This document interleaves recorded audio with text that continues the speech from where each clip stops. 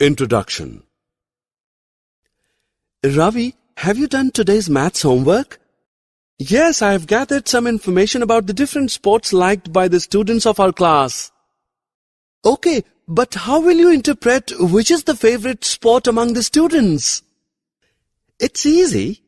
I have arranged the data in tabular form. Now by looking at the data, I can say basketball is liked by the highest number of students. Children, you see, collecting data is a very important task. We can arrange data in different forms and get some useful information out of it. So, in this lesson, we shall learn about data handling. Objectives. At the end of this lesson, you'll be able to recall the importance of collection and organization of data, calculate arithmetic mean, mode, and median of any given set of data, determine range of a set of data. Well, anybody knows why there is a need of collecting data? Suppose we have a data about the runs scored by different Indian batsmen in a cricket match. By looking at the data, can you interpret which Indian batsman had the highest runs during the year? No. Therefore, to find that, we need to collect data regarding the highest runs scored by each batsman during the year. So children, unless and until you don't collect the appropriate data, you cannot know the desired information. We collect data to record and organize it. But why do we need to do that? Look at the following data.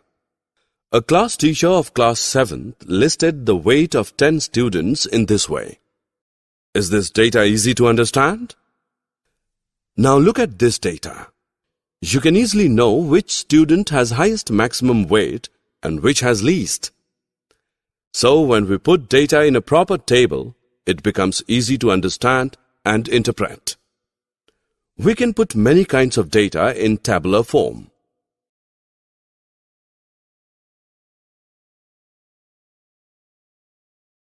Rahul spends on an average of about 2 hours daily for his outdoor games.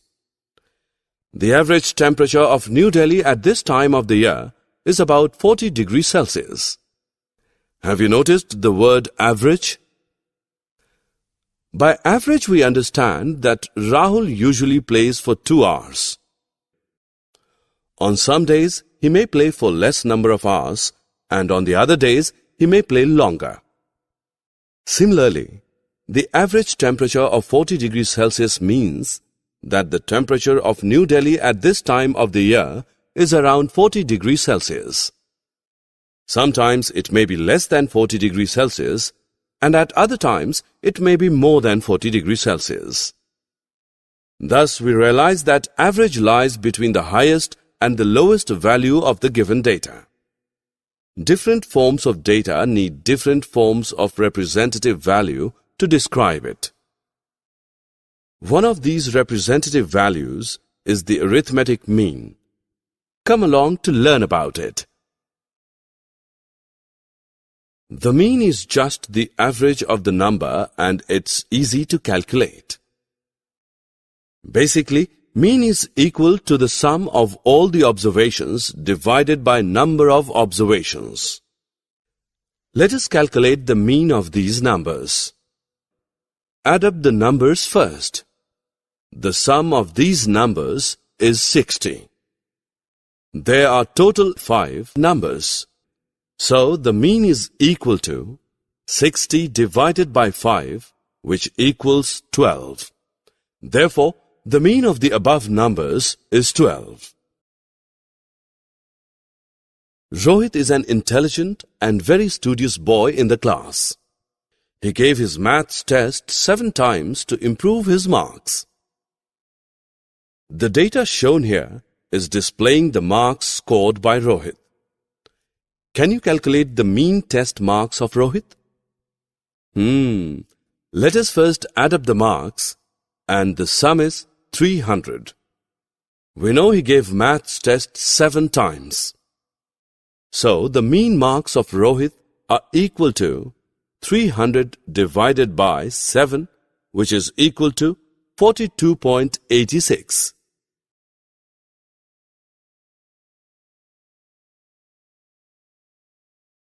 The range of a set of data is the difference between the highest and lowest values in the set. To find the range, first order the data from least to greatest. Then subtract the smallest value from the largest value in the set. So children, now you can also find the range of any set of data. 5 participants completed their swimming race. Can we calculate the range of swimming time from this data? Yes, it's simple. First, order the data from least to greatest. Now subtract the least value of time from the highest. So the range of swimming time is 3.9 minutes. The mode is simply the number which appears most often.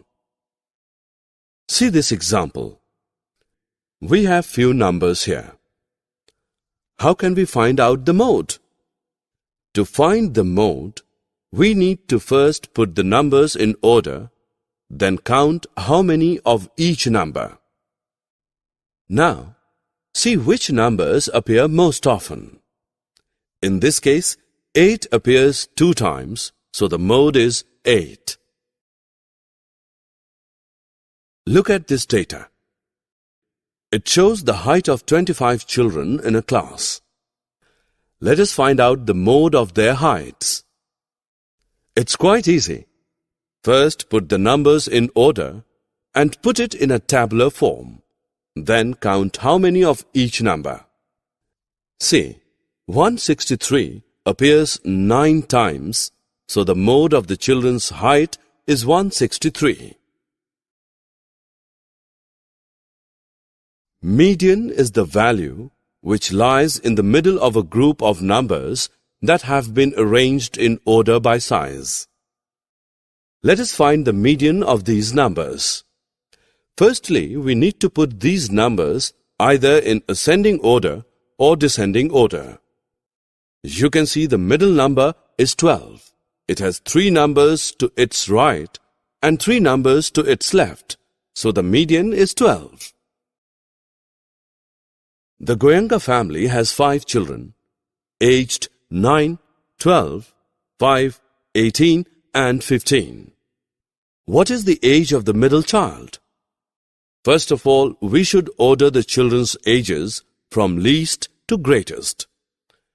Definitely, the age of the middle child is the middlemost number in the data set, which is 12. Likewise, you can find out the median of various data. Summary. Let us summarize what we have learned. The collection, recording, and presentation of data help us in organizing our experiences and drawing inferences from them. Arithmetic mean is equal to the sum of all the observations divided by number of observations. The range of a set of data is the difference between the highest and lowest values in the set. The mode is simply the number which appears most often. Median is the value which lies in the middle of a group of numbers that have been arranged in order by size.